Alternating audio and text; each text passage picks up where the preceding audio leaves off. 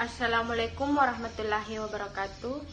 Perkenalkan, kami dari kelompok 11 yang beranggotakan 3 orang ingin mempresentasikan hasil kerja kelompok kami yang berjudul Sejarah Daulah Safawiyah di Persia. Saya sendiri di sini sebagai moderator. Ya, langsung saja pemateri pertama yang akan dibawakan oleh Saudari Ayudina Anggreni. Baik, yang pertama yaitu latar belakang. Saat Kerajaan Utsmani mencapai titik puncaknya, Kerajaan Syafawi di Persia baru berdiri saat itu.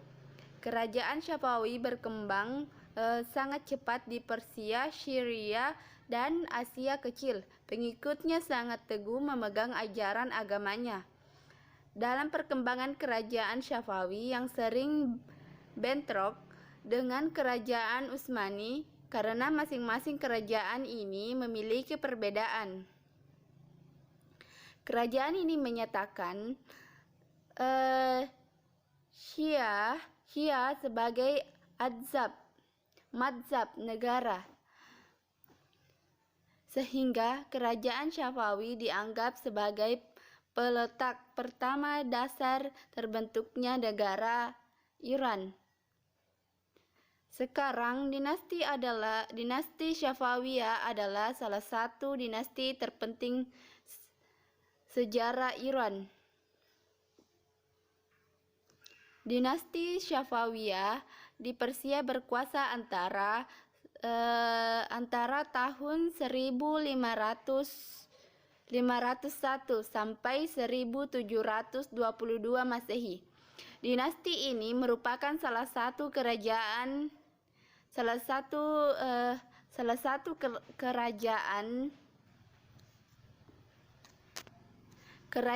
Islam yang cukup besar di Persia. Dalam nama Safawiyah, dinasti Ba akan menamakan salah satu seorang guru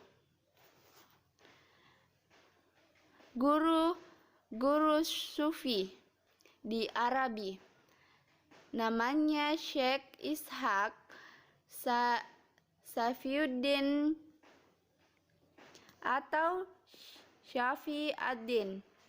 Menurut riwayatnya, ia adalah keturunan Musa al-Khadim, imam ketujuh Syifa Istina Asyirah. Pembentukan pemerintahan dinasti Syafawi. Awal berdirinya dinasti Syafawiyah berasal dari gerakan tarekat atau aliran yang diberi nama Syafawiyah. Tujuan tarekat Syafawiyah ini untuk memerangi orang-orang ingkar.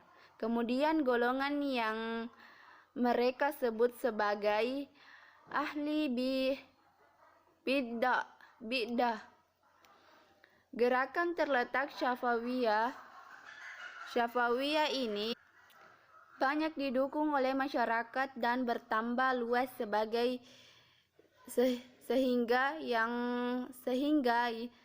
awalnya hanya gerakan keagamaan perkembangan menjadi gerakan politik. Perkuasaan tarekat ini sempat mengalami hambatan. Salah satu dari penguasaan Qara,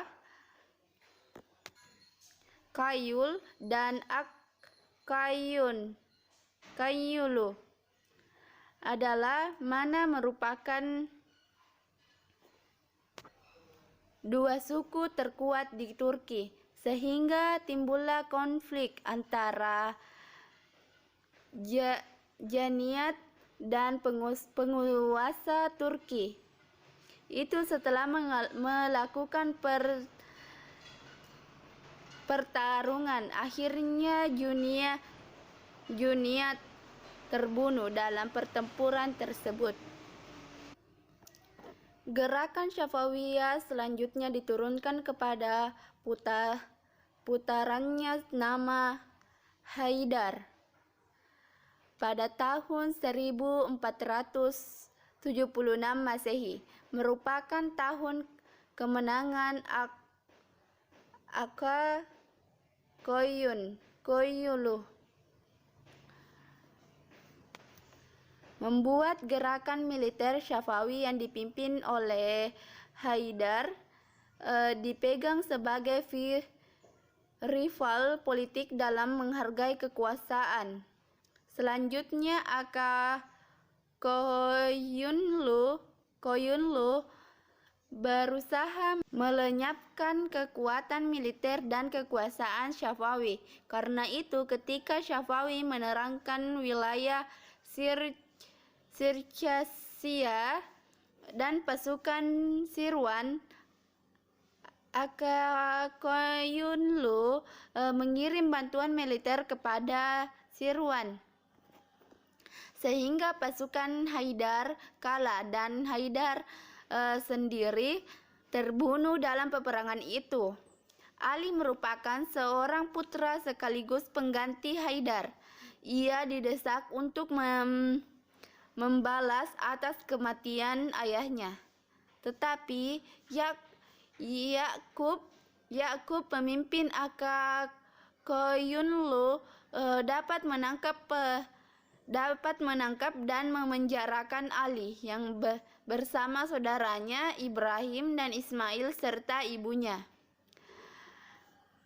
Putra mahkota Aka Koyunlu adalah yang bernama Rustam, membantu mereka sekeluarga keluar dari penjara. Yang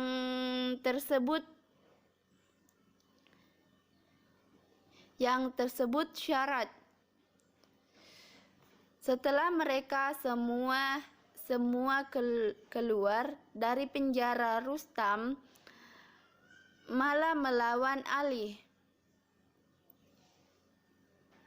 sehingga Ali tewas, dan serangan itu pada tahun 1494 Masehi. Selanjutnya pemimpin pergerakan Syafawi berada di tangan Ismail yang masih berusia 7 tahun.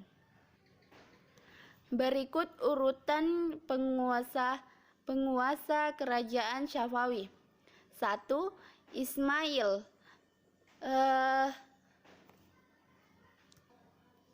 menjabat dari 1501 sampai 1524 Masehi.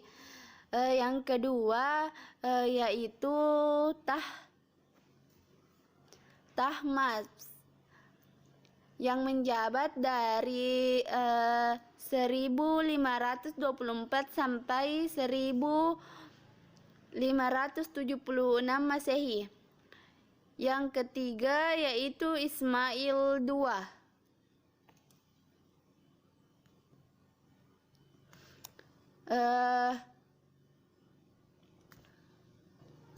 yang menjabat dari 1576 sampai 1577 Masehi. Yang keempat yaitu Muhammad Hudab Banda, menjabat dari 1577 sampai 1587 Masehi. Yang kelima Abbas, menjabat dari 1587 sampai 1628 Masehi. Yang keenam yaitu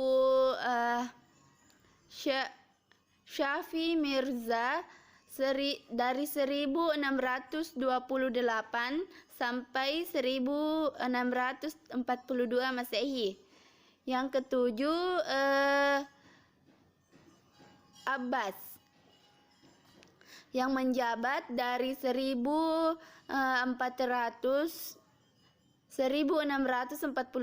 sampai 1667 Masehi.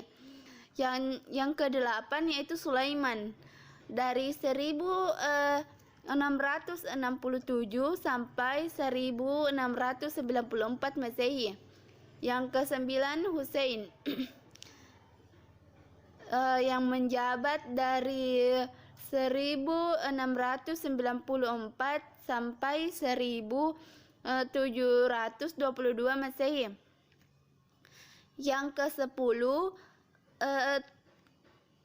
Tahsab yang menjabat dari 1722 sampai 1732 Masehi. Yang ke-11 yaitu Abbas dari 1732 sampai 1736 Masehi. Baik, itulah materi dari saya. Pemateri selanjutnya yaitu Andi Gita Mutmainnah. Dipersilahkan. Baiklah, saya akan melanjutkan materi selanjutnya yaitu kemajuan pemerintahan dan perkembangan ilmu pengetahuan pada masa dinasti Safawiyah. Dalam bidang politik dan pemerintahan, Sultan Ismail I berhasil menghancurkan sisa-sisa tentara Akakoyunlu di Hamdan pada tahun 1503 Masehi. Ismail I juga berhasil menundukkan daerah Kaspia dari Mazandaran dan Churgan. Selanjutnya ia juga berhasil mengalahkan Diyarbakir pada tahun 1505 Masehi. Kemudian Ismail I juga berhasil menguasai Baghdad pada tahun 1508 Masehi dan berhasil menguasai daerah Khurasan pada tahun 1510 Masehi. Hanya dalam waktu 10 tahun Ismail I berhasil menguasai seluruh wilayah Persia. Kemudian ada pun Sultan Shah Abbas I yang berhasil membuat Daulah Safawiyah kembali kuat dan stabil hanya dengan 2 langkah. Abbas I membebaskan masyarakatnya untuk memilih agamanya dan mengembangkan paham agamanya secara meluas. Kemudian dalam langkah memperluas wilayah ekspansinya, Abbas I memindahkan ibu kota Daulah Safawiyah ke Isfahan. Abbas I juga berhasil menguasai Herat, Malwa, Barka, Tabriz, Sirwan, Baghdad, Nakhchivan, Erivan, Ganja, dan Tiflis. Dan pada tahun 1622 Masehi, Abbas I berhasil merebut Kepulauan Hormuz dan mengubah pelabuhan Gumrun menjadi pelabuhan Bandar Abbas. Adapun dalam bidang ekonomi, yaitu ramainya perdagangan melalui Teluk Persia dan meningkatnya ekspor Safawi, terutama komoditi sutra. Kemudian lancarnya perdagangan dengan luar negeri, terutama dengan Inggris.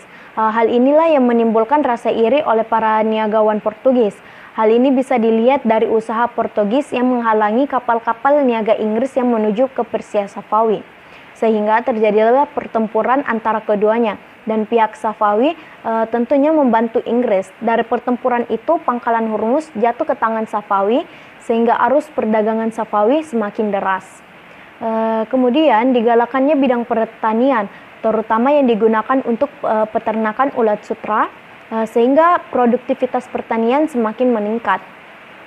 Adapun dibangunnya fasilitas perdagangan yang memadai seperti sarana transportasi, jembatan-jembatan, pusat-pusat perdagangan, dan jalur yang luas yang menghubungkan daerah sebelah timur Laut Kaspia dengan daerah di sebelah baratnya. Adapun dalam bidang ilmu pengetahuan, yaitu dalam sejarah Islam, bangsa Persia terkenal sebagai bangsa berperadaban tinggi dan dalam jasa ilmu pengetahuan saat itu. Karena ia berhasil mengembangkan ilmu pengetahuan. Dalam ilmu pengetahuan, Safawi lebih maju dibandingkan dengan kerajaan lainnya seperti Mughal dan Turki Utsmani. Beberapa ilmuwan yang terus hadir dalam diskusi Majelis Isfahan yaitu 1. Baha al-Din al-Shirazi, seorang generalis iptek. Kemudian ada Sadar al-Din al-Shirazi, seorang filosofi, dan Muhammad Bakir bin Muhammad Damat, yaitu seorang teolog, filosof, observatori kehidupan lebah-lebah. Menurut Hodgson, ada 2 aliran filsafat yang berkembang pada masa Safawi. Yang pertama, aliran filsafat peripatetik, sebagaimana yang dikemukakan oleh Aristoteles dan Al-Farabi. Kedua, filsafat Ishraqi yang dibawa oleh Syahrawardi pada abad ke-12.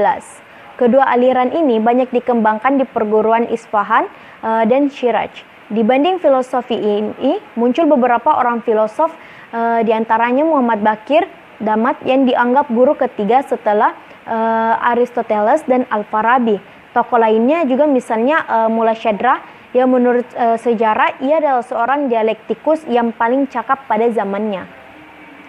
Kemudian dalam bidang kebudayaan dan seni, dibangunnya bangunan-bangunan yang besar dan indah seperti masjid, rumah sakit, jembatan raksasa yang ada di atas Zenderut dan istana Chelisutun. Kemudian ketika Abbas I wafat, di Isfahan terdapat 162 masjid, 48 akademi, 1.802 penginapan, dan 273 pemandian umum. Kemudian dalam bidang seni terdapat kemajuan dalam gaya arsitektur pada Masjid Shah yang dibangun tahun 1611 Masehi dan Masjid Syekh Lutfi Allah yang dibangun tahun 1603 Masehi. Kemudian peninggalan berbentuk kerajinan tangan seperti keramik, karpet, permadani, pakaian, dan tenunan mode, tembikar, dan benda seni lainnya. Inilah bentuk peninggalan dari Daulah Safawiyah, yaitu adanya sekolah Charbagh, sekolah Syah yang merupakan kompleks budaya abad ke-17 sampai 18 di Isfahan, Iran. Kompleks ini dibangun pada masa Sultan Hussein, seorang raja Safawi. Sekolah ini merupakan sekolah agama bagi ulama di Iran. Untuk membiayai sekolah, ibu dari Sultan Hussein memiliki karavan besar yang dibangun di dekatnya, yang pendapatannya digunakan untuk yayasan. Dapat dilihat gerbang utama dari jalan utama Shah Abbas mengarah langsung ke ruang depan segi 8 berkubah. Kubah dan sebagian besar dinding ditutupi dengan batu bata kuning cerah yang memberikan perasaan yang ringan. Kemudian gerbang masuk dihiasi dengan fasad emas dan perak. Karya ubin di dalam gedung merupakan karya seni dan industri. Kemudian lapangan utama dilengkapi dengan kolam renang dan taman. Adapun Chehel Sotun, bangunan ini merupakan pavilion di Isfahan, Iran. Inisiatornya adalah Shah Abbas II. Setelah berdiri, bangunan ini digunakan sebagai tempat hiburan dan resepsi. Di istana ini, Shah Abbas II dan penggantinya akan menyambut pejabat dan duta besar, baik di teras maupun di salah satu ruang resepsi yang megah.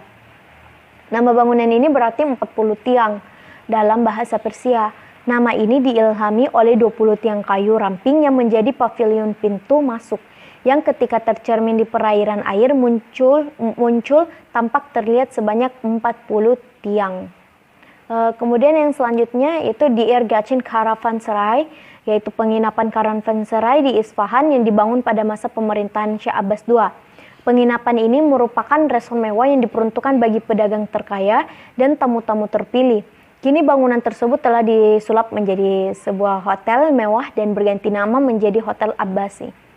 Yang khas dari Caravanserai adalah bangunan dengan eksterior berdinding, persegi atau persegi panjang dengan pintu yang cukup lebar untuk memungkinkan binatang besar atau yang syarat muatan berat seperti unta masuk. Halaman hampir selalu terbuka tanpa atap. Dinding bagian dalam kamar dilengkapi dengan sejumlah kandang binatang. Kamar yang sama digunakan untuk mengakomodasi pedagang maupun pelayan mereka, hewan, serta barang dagangannya. Kemudian untuk materi selanjutnya akan dibawakan oleh rekan saya, yaitu Asdian. Kemunduran pemerintahan dan faktor-faktornya. Yang pertama yaitu sepeninggal Abbas I, Safi Mirza mengambil alih pemerintahan. Ia merupakan cucu Abbas I yang terkenal sebagai sultan yang lemah dan kejam kepada para pembesar kerajaan. Kedua, kota Kandahar berhasil dikuasai oleh dinasti Mughal dipimpin oleh Sultan Shah Jahan. Yang ketiga yaitu Baghdad yang juga berhasil direbut oleh Turki Utsmani. Yang keempat, saat Abbas II mengambil alih kerajaan, beliau juga suka minum minuman keras, suka menaruh curiga terhadap para pembesar dan memperlakukannya dengan kejam. Rakyat akhirnya tidak peduli pada masa pemerintahan Abbas II dan akhirnya wafat dikarenakan sakit. Yang kelima yaitu saat Sulaiman menjabat, ia juga memiliki kebiasaan buruk seperti Abbas II yang suka mabuk dan bertindak kasar kepada para pembesar daulahnya. Pada masa Sulaiman banyak terjadi penindasan dan pemerasaan terutama kepada para ulama dan penganut paham Sunni. Yang keenam yaitu pada saat Husain memerintah, ia memberikan kebebasan berkuasa untuk menganut Syiah. Para ulama Syiah banyak memaksakan fahamnya kepada penganut Sunni sehingga timbulnya amarah dari penganut Sunni di Afghanistan. Mereka memberontak dan akhirnya dapat mengakhiri kekuasaan Daulah Safawiyah. Yang ketujuh, pada saat Tahmasp II berkuasa, ia melakukan kerjasama dengan Nadir Khan. Namun sayangnya Nadir Khan memecatnya, yang kemudian digantikan oleh Abbas III, yang tak lain adalah anak Nadir Khan sendiri.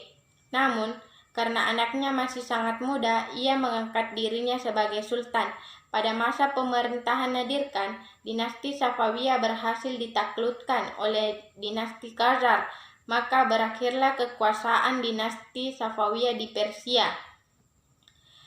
Yang kedelapan, adanya konflik Utsmani yang terus berlanjut karena selama Daulah Safawiyah berpaham Syiah, maka Turki Utsmani merasa terancam terhadap wilayahnya. Yang kesembilan, adanya konflik internal dalam memperebutkan kekuasaan di istana. Yang kesepuluh, kurangnya semangat perang yang tinggi dari para pasukan tentara. Kesimpulan, dinasti Safawiyah adalah salah satu dinasti terpenting dalam sejarah Iran. Awal berdirinya dinasti Safawiyah berawal dari gerakan tarekat aliran yang diberi nama Safawiyah. Pengikut tarekat ini sangat teguh dengan agama kepercayaannya. Tujuan dari tarekat Safawiyah ini yaitu untuk memerangi orang-orang ingkar, kemudian golongan yang mereka sebut ahli bid'ah. Kemunduran dari Daulah Safawiyah dikarenakan banyak faktor, mulai dari para pemerintah atau sultan yang tidak dapat mempertahankan warisannya, dan juga karena konflik dengan Turki Utsmani yang terus berlanjut akibat paham Syiah yang dianut Daulah Safawiyah dan paham Sunni yang dianut Turki Utsmani, serta masih ada faktor lainnya. Ya, itulah tadi hasil presentasi kami. Terima kasih atas perhatiannya. Lebih dan kurangnya mohon dimaafkan. Wabillahi taufiq wal hidayah. Wassalamualaikum warahmatullahi wabarakatuh.